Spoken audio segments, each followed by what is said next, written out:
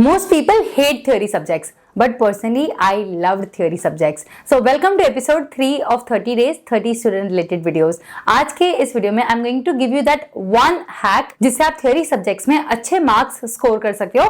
At the same time, you can fall in love with theory subjects. क्या paper presentation tricks है जिससे आप examiner को impress कर सकते हो और theory में अच्छे marks score कर सकते हो. I have given a number of exams during my CA and इतने papers लिखने के बाद I have finally found out the hack कि तो क्या ऐसी चीज है जो आपके थ्योरी पेपर को अलग बना सकती है, स्टैंड आउट करवा सकती है. इस वीडियो में मैं वो सारे सीक्रेट्स शेयर करने वाली हूँ. So make sure that you watch this video till the end. But before I begin, अगर आपने मेरे चैनल को अभी तक सब्सक्राइब नहीं किया then please make sure that you like this video and subscribe to my YouTube channel. Now let's get started. First and the most important thing that you should know while approaching theory paper in the exam is start with a question that you know the best. अब ये आपको पता होगा कि first impression is the last impression and this is actually true. So आपको उसी question से start करना है जो आपको लगता है कि आपको सबसे बेस्ट आता है, सबसे ज्यादा जिस क्वेश्चन में आपको कॉन्फिडेंस हो. बिकॉज जब आप ऐसा करते हो तो एग्जामिनर के दिमाग में आपके लिए एक अच्छी इमेज क्रिएट होती है, एक अच्छी इंप्रेशन क्रिएट होती है और वो जब पेपर करना स्टार्ट करता है, चेक करना, तो एक अच्छे माइंडसेट के साथ स्टार्ट कर सकता है और उसको कॉन्फिडेंस आता है कि हाँ ये बच्चे को अच्छे से आंसर आता है. सो उसी क्वेश्चन के साथ अपना आंसर स्टार्ट करो जिस क्वेश्चन में आपको सबसे ज्यादा कॉन्फिडेंस हो.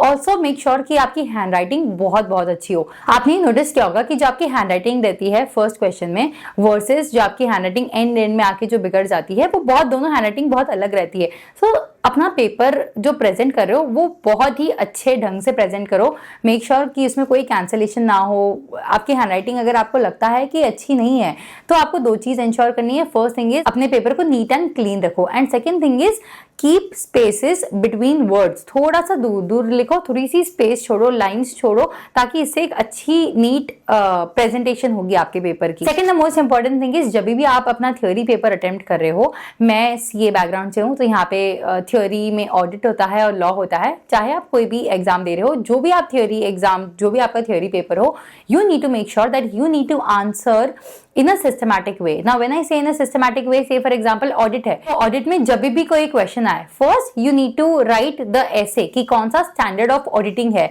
नंबर लिखो और वो ऐसे क्या बोलता है वो लिखो, वो याद होना चाहिए और वो वर्ड टू वर्ड होना चाहिए.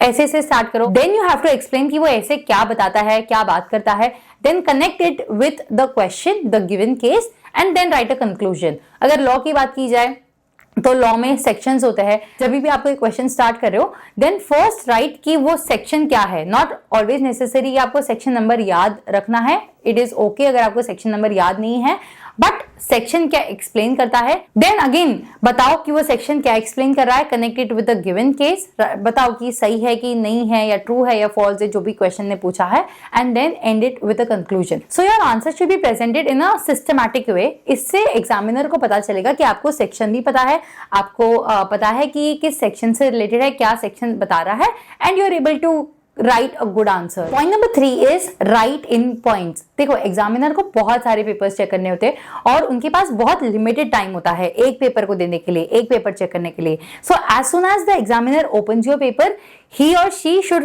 find your answers as soon as possible. और अगर आप पैराग्राफ में लिखोगे तो उनके पास इतना टाइम नहीं है कि वो आपका पूरा पूरा पैराग्राफ्स पढ़ेंगे.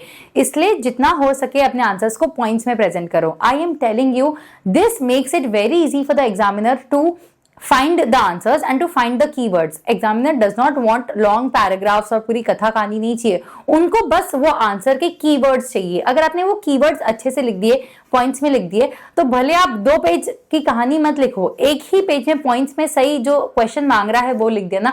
then also you can get good marks. Make it very easy for the examiner to find your answers. Now one more thing that I would like to tell you here is अगर हो सके तो अपने जो keywords है, आपको पता है कि क्वेश्चन में ये आंसर मांग रहा है, उस keywords को पेंसिल से अंडरलाइन कर दो या पेन से अंडरलाइन कर दो, बट अंडरलाइन इट, ताकि फटाफट एग्जामिनर जो पेपर खुलेगा वो बस वो keywords पढ़ने वाला है. And trust me, this was one thing that I did in every theory paper that I attempted. और ये इतना ज्यादा टाइम नहीं लेता है. बहुत आई नो बहुत लिमिटेड टाइम होता है एग्जाम के लिए, but it hardly takes any time. और जब आप आंसर लिख रहे हो तब भी फटाफट अंडरलाइन कर लो. I got good marks in audit and law and trust me, it was only because of this one thing. I kept my paper neat, tidy and at the same time since मेरी handwriting बहुत बड़ी थी and I know कि बहुत पढ़ना पड़े examiner को, I used to underline these keywords. जितना आप एग्जामिनर को सही वर्ड सही आंसर ढूंढने में कम टाइम लगाओगे उतना ज्यादा वो अच्छे से फटाफट चेक करेगा आपका paper. Don't make it difficult for the examiner to find the right answers. Point number 4 is time management. Allocate करो कि आपको हर क्वेश्चन को कितना टाइम देना है।